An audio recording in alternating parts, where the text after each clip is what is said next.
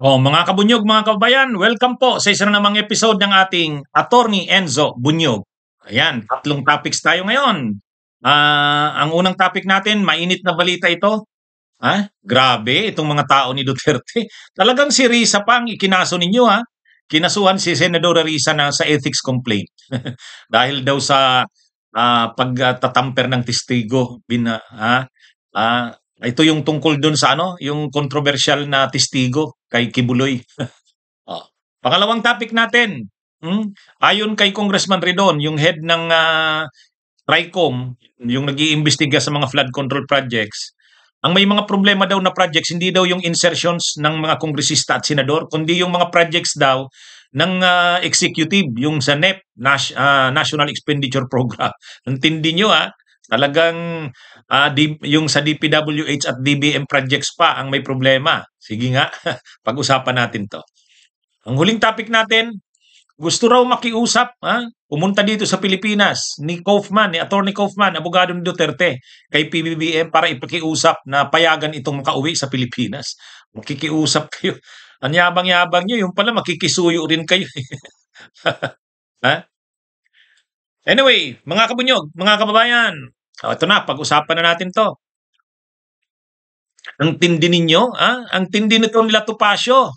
Itong sila Attorney Jacinto Paras at saka itong si Manny Luna, saka si Ferdinand Topacio. Talagang si Risa Hontiveros pang ikinaso ninyo, inireklamo ninyo. Inireklamo nila si Senadora Risa sa Ethics Committee ng Senado dahil ano daw ito? Binayaran daw nito yung isang testigo na nagtestigo laban kay Kibuloy at kay Duterte. Ang tindi nyo. Si Senadora Risa pa na maayos ang record at integrity, tapos kakasuhan nyo. Anyway, panghaharas at panggigipit lang naman yan, mga kabunyog, mga kababayan. Ito kasing lalo na ngayon, matapang si Senadora Risa sa pag-iimbestiga ngayon. Mayroon na namang Alice Guo 2.0. Yung isang Chinese national na ano pa, may negosyo pa si Pilipinas, bilyonaryo, mining, auxiliary pa ng Coast Guard. Oh, yan. Iniimbestigahan na naman ni Senadora Risa. Nauna na dyan, inimbestigahan ni Senadora Risa si Alice Guo, sila Cassandra Leong, itong mga pogo. Ang daming nagawa na mabuti ni Senadora Risa para sa bayan. Tapos ito pa ngayon ang pinag-iinitan nitong nila Topacio, nila dating Congressman Jacinto Paras at saka itong Attorney Manny Luna. Mga DDS yan, mga Duterte na abogado yan, mga kabunyog, mga kababayan. Ang tindi naman ninyo. Si Senadora Risa Hontiveros, nagsagawa yan ng investigasyon kay Kibuloy, hindi yan ang lagay, hindi yan ang suhol, hindi yan binayaran ang testigo. Yan ang mga nagpresenta sa kanya mismo. Sumulat. Nakita natin yung email nung yung isang testigo na yun. Nag-email sa opisina ni Senadora Risa. In-interview nila. O ngayon kung bandang huli bumaliktad man yon at nagsasabing binayaran daw ni Senadora Risa, ay malamang nabayaran ng kampo ni Kibuloy. Kaya lang gusto nilang i-discredit kasi magsisimula na yung trial ni Duterte sa ICC, yung confirmation of charges hearing. Ay di ba itong testigo na ito na sinasabi nila, ito rin ang nagsabi na nang binayaran daw siya ni Senadora Risa, dinala raw siya sa isang safe house, sa isang condo yata yon. Tapos pagdating niya daw doon, may iba pang mga testigo. Ang nakita niya raw doon ng mga testigo kay Duterte sa ICC. Kaya ipagkukunik-kunik nila yan. I-discredit nila yung mga testigo doon sa ICC kay Duterte. At ang magdi-discredit nun, itong testigong ito na sinasabi niya, binayaran daw ni Senadora Risa. Para maging kapanipaniwala, finailan ngayon ng reklamo sa ethics complaint si Senadora Risa.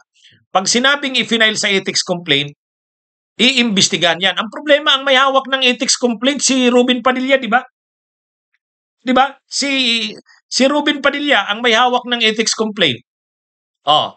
Kasi ang ibig sabihin niyan, senador ka, dapat ang etika mo ay maayos.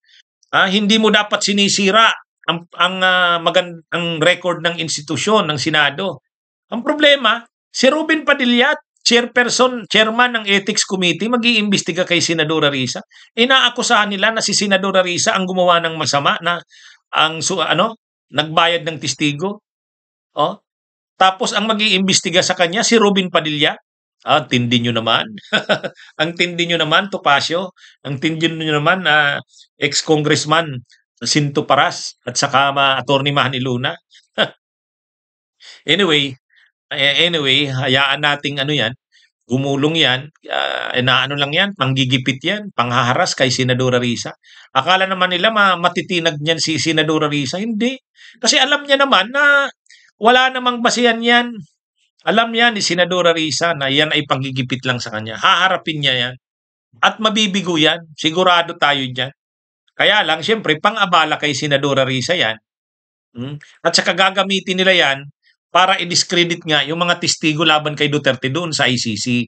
Kasi itong testigo nito na sinasabi nila na binayaran nila ni Risa, ni Senadora Risa, at yung mga testimonya daw nito ay tinamper.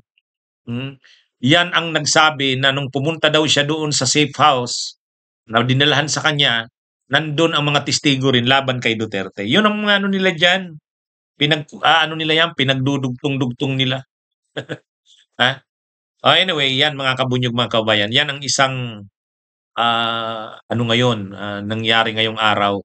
Kapafay lang. August 28. Final nila Topacio, Sinto Paras, no?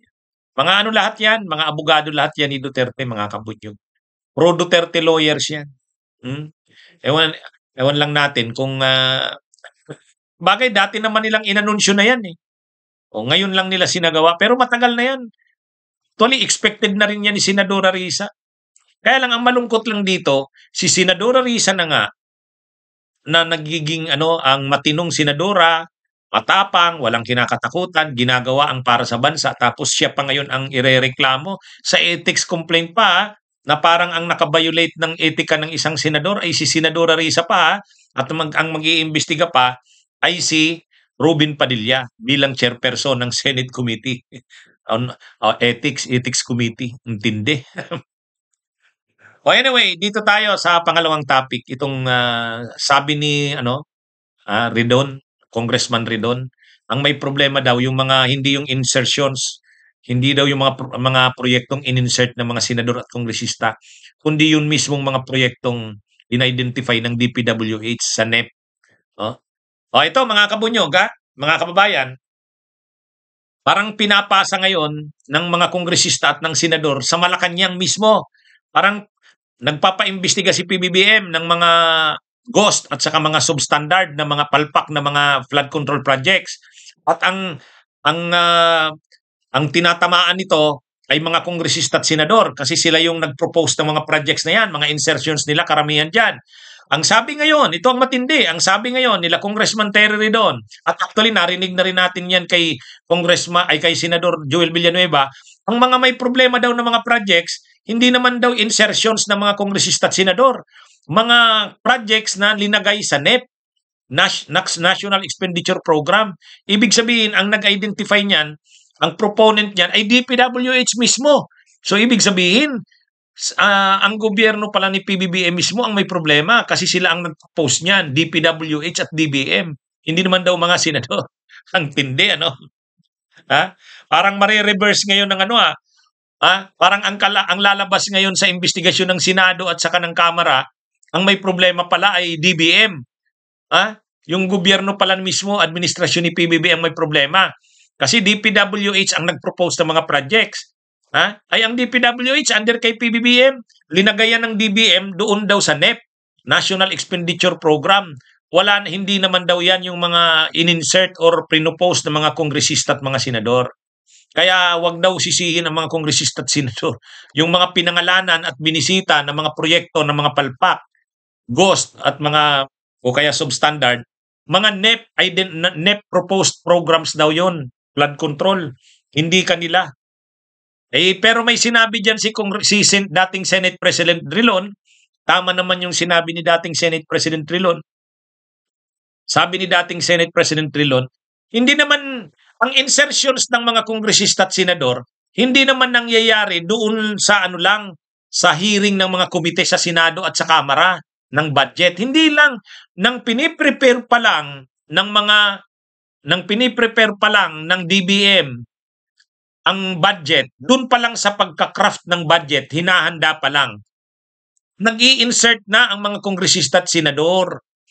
Ha? Nagpapadala na ng mga request, mga insertions, proposed projects ang mga senador at kongresista. Linalagay na yan ng mga district engineers, na regional directors ng DPWH. Kaya yung piniprepare na mga projects na nakalagay doon sa National Expenditure Program, nandun na yung mga insertions. Kaya ang linilinaw ni dating Senate President Drilon, huwag niyong isipin na yung mga proyekto ng congressman at senador nangyayari lang kapag doon na dineliberatan yung budget sa Kongreso, sa Kamara at sa Senado. Hindi. Crafting pa lang, paggawa pa lang ng budget na ginagawa ng DBM, may mga request na, may mga proposed projects na ang congressman, linalagay na yan doon. Oh, hindi lang nakalagay doon na proposed ito ni congressman ganito or ni senador ganito. Lumalabas doon, DPWH yung gumawa ng proposed projects. Pero, yun na yung mga projects ng congressman at mga senador. Doon sa deliberation sa House at sa Senate, mga pahabol na lang yun. Mga singit, kaya nga insertions. Pero doon pa lang sa DBM, mayroon ng mga insertions doon. Kaya kumbaga, maling sabihin na yung mga projects na nakalista doon sa DBM, yung prepare ng DBM na budget na tinatawag natin National Expenditure Program, ay ano lang yun. Yan lang yung mga projects ng DPW. Hindi. Nandun na yung mga projects ng congressman at mga senador. So, yan. Anyway, ang nangyayari ngayon kasi nagtuturuan ang Kongreso saka ang executive. O, kasi ang executive, si PBBM mismo ang nag-order na imbestigahan yung mga anomalya sa flood control, mga flood control projects. Ngayon, na-expose ang Senado, na-expose ang Kamara, dahil napakarami nilang mga projects na pinunduhan, napalpak naman. So naghuhugas kamay ngayon ang Kongreso, ang Kamara at Senado. Kaya sa mga investigasyon nila, gusto nilang lumabas doon na hindi naman sila ang proponents ng mga projects na yan na nagkakapalpak ng mga ghost projects. Ang pinapalabas nila, ang proponents niyan, DPWH pa rin. Kumbaga, yung mga nasa NEP yan. Pero yun na nga tama yung paglilinaw ni,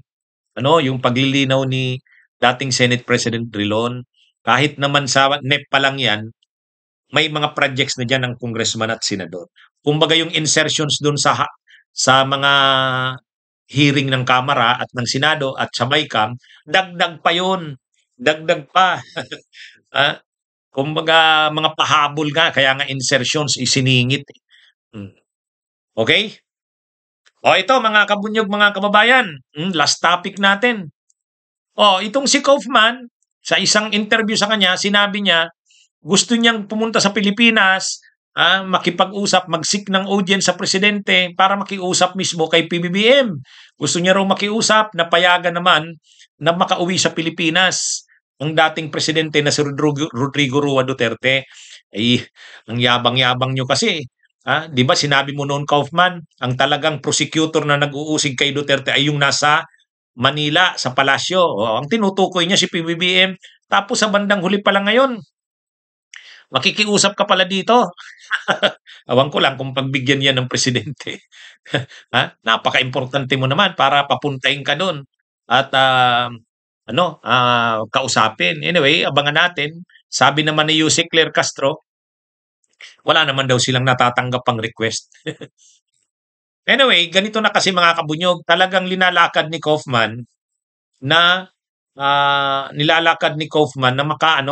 interim release si Duterte. Ito yung inaasikaso niya. Kaya lang, wala kasing bansa na gustong tumanggap kay Duterte. Kaya pinabawi niya muna yon. Hindi niya na muna tinuloy. Pero ngayon mayroon na daw. Hindi natin alam kung anong bansa yon.